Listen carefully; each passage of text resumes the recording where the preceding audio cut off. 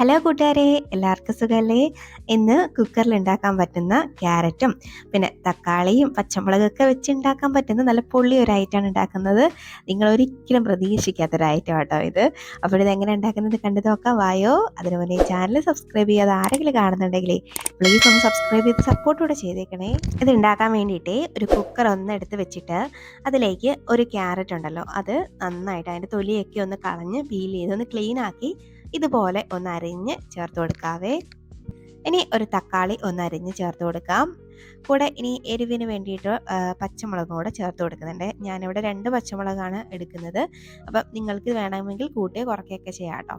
അപ്പോൾ ഇനി ഇതിലേക്ക് ആവശ്യത്തിനുള്ള ഉപ്പ് ഈ സമയം അങ്ങോട്ട് ഇട്ട് കൊടുക്കാം. അപ്പോൾ ഉപ്പും കൂടെ ചേർത്ത് കൊടുക്കുന്നുണ്ടേ. ഇനി ഇതിലേക്ക് ഇത് വേകാൻ പാകത്തിന് വേണ്ടിയിട്ട് മാത്രം വെള്ളം ചേർത്ത് കൊടുക്കാം. ഞാനിവിടെ ഒരു 1.25 കപ്പ് വെള്ളം ചേർക്കുന്നുണ്ട്. അപ്പം അതും കൂടെ ഒന്ന് ചേർത്ത് കൊടുത്തിട്ട് നമുക്ക് ഈ കുക്കർ ഒന്ന് മൂടി വെച്ചിട്ട് ഇതൊക്കെ നന്നായിട്ടൊന്ന് വെന്ത് വരണേ. അതുവരെ ഒന്ന് വേവിച്ചെടുക്കണം. ഒരു 3-4 വിസിലൊന്ന് വേണ്ടി വരുവേ. അപ്പം നന്നായിട്ട് വെന്ത് ഉടഞ്ഞു വരുന്ന പാകമാവണേ.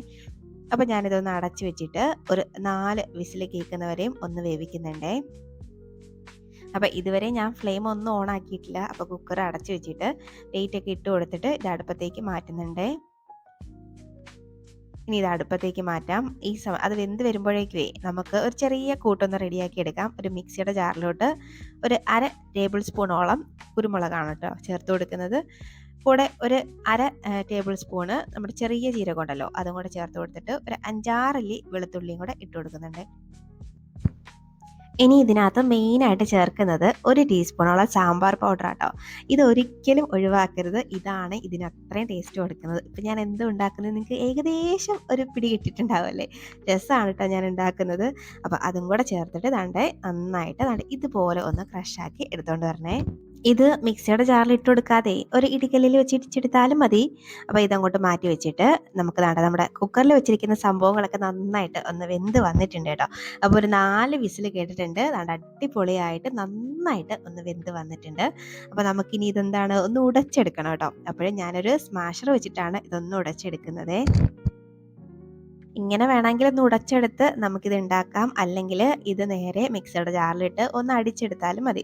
ഇപ്പം എനിക്കതിനൊന്നും ഒരു താല്പര്യം ഇല്ലാത്തതുകൊണ്ടും ബുദ്ധിമുട്ടാൻ വയ്യാത്തതുകൊണ്ടും ഞാനിങ്ങനെ സ്മാഷ് ചെയ്തെടുക്കുന്നേ ഉള്ളൂ കേട്ടോ.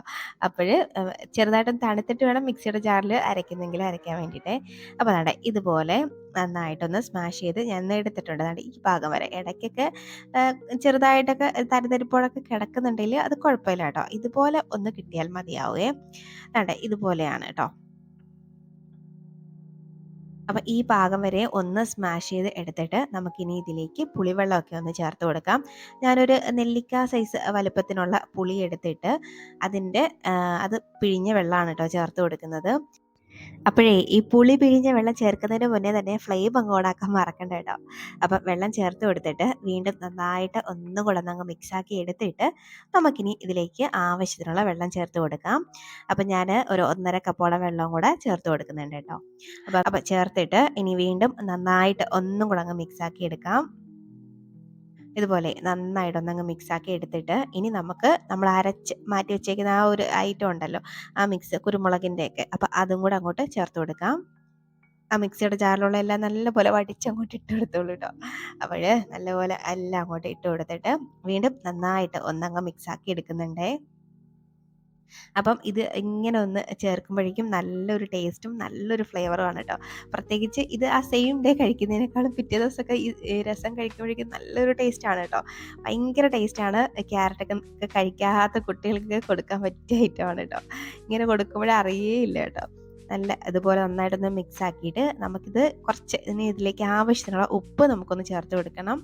അപ്പോൾ ആവശ്യത്തിനുള്ള ഉപ്പ് ഈ സമയം അങ്ങോട്ട് ഇട്ട് കൊടുക്കുക. അപ്പോൾ ഉപ്പ് നോക്കിയിട്ട് വേണം കേട്ടോ ചേർക്കാൻ. ആദ്യം നമ്മൾ കുറച്ച് ഉപ്പ് ചേർത്തിട്ടാണ് ഇത് വേവിച്ചെടുത്തത്. അപ്പോൾ നോക്കിയിട്ട് ചേർത്താലും മതി. വീണ്ടും ഒന്നും കൂടെ നന്നായിട്ടൊന്നങ്ങ് മിക്സ് ആക്കി എടുത്തിട്ട് ഇതൊന്ന് തിളപ്പിച്ചെടുക്കാം. ഒരു 1-2 തിളയൊന്ന് തിളയ്ക്കണം കേട്ടോ. അപ്പോൾ അതുവരെ ഒന്ന് തിളപ്പിച്ചെടുക്കാം. ഇപ്പോൾ നന്നായിട്ട് ഒന്നങ്ങ് തിളച്ച് വന്നിട്ടുണ്ട് കേട്ടോ. അടിപൊളിയായിട്ട് തിളച്ച് വന്നിട്ടുണ്ട്. അപ്പോൾ ഒരു 2 തിള പുളിവെള്ളമൊക്കെ ഒന്ന് ആയിട്ടുണ്ട് കേട്ടോ. അപ്പം ഞാൻ ഫ്ലെയിം ഓഫ് ആക്കിയിട്ടുണ്ട്. നമ്മുടെ രസം കണ്ടോ നല്ല പൊള്ളിയായിട്ട് വന്നിട്ടുണ്ട്. ഇപ്പം തന്നെ നല്ലൊരു മണം അങ്ങോട്ട് അടിക്കാൻ തുടങ്ങിയിട്ടുണ്ട് കേട്ടോ. ഇനി നമുക്ക് ഇതങ്ങോട്ട് മാറ്റി വെച്ചിട്ട് ഒരു കുഞ്ഞി താളിപ്പും കൂടെ ഒന്ന് ചേർത്ത് കൊടുക്കാം. ഒരു പാനൊന്ന് അടുപ്പത്തേക്ക് വെച്ചിട്ട് അതിലേക്ക് വെളിച്ചെണ്ണ ചേർത്ത് കൊടുക്കുന്നുണ്ട്. ഒരു 3 ടേബിൾ സ്പൂണോളം വെളിച്ചെണ്ണ ഞാനൊന്ന് ഒഴിച്ചു കൊടുക്കുന്നുണ്ട്. ഇനി അതിലേക്ക് 1 ടീസ്പൂൺ കടുകിട്ട് ഒന്ന് പൊട്ടിച്ചെടുക്കാം. അപ്പം കടുകൊന്ന് പൊട്ടി വരുമ്പോഴേക്ക് ഒരു 2 വറ്റൽമുളക് ചേർത്ത് കൊടുക്കുന്നുണ്ട്. ഇനി കൂടെ കുറച്ച് കറിവേപ്പിലയും കൂടെ നമുക്കൊന്ന് ചേർത്ത് കൊടുക്കാം. ഞാൻ രസത്തിലല്ലാതെ കറിവേപ്പില ഒന്നും ചേർത്തിട്ടില്ലായിരുന്നു. നിങ്ങൾക്ക് വേണമെങ്കിൽ ചേർക്കാം കേട്ടോ. അപ്പോൾ കറിവേപ്പില ഇട്ട് അതൊന്ന് മൂത്ത് വരുമ്പോഴേക്കേ നമ്മുടെ ആ ഒരു മിക്സ് ഉണ്ടല്ലോ, നമ്മുടെ രസം, അതിനകത്തോട്ട് ഇതങ്ങോട്ട് ചൂടോടെ തന്നെ അങ്ങോട്ട് ഒഴിച്ചു കഴിഞ്ഞാൽ നല്ല ടേസ്റ്റി ആയിട്ടുള്ള നമ്മുടെ രസം ഇവിടെ റെഡി ആയിടോ. അപ്പോൾ ക്യാരറ്റ് വെച്ച് ഇതുവരെയും രസം ഉണ്ടാക്കി നോക്കിയിട്ടില്ലെങ്കിൽ ഉറപ്പായിട്ട് ഉണ്ടാക്കിക്കോളൂ. നിങ്ങൾക്ക് എന്തായാലും ഇഷ്ടപ്പെടും കേട്ടോ, ഉറപ്പാണ്. അപ്പോൾ ട്രൈ ആക്കി നോക്കിയിട്ട് അഭിപ്രായം പറയാൻ മറക്കരുത്. കൂടെ തന്നെ വീഡിയോ ലൈക്ക് ചെയ്യാനും മറക്കരുത് കേട്ടോ. അപ്പോൾ ഇനി റെസിപ്പിയുമായിട്ട് വീണ്ടും കാണാം. അതുവരേക്കും ബൈ.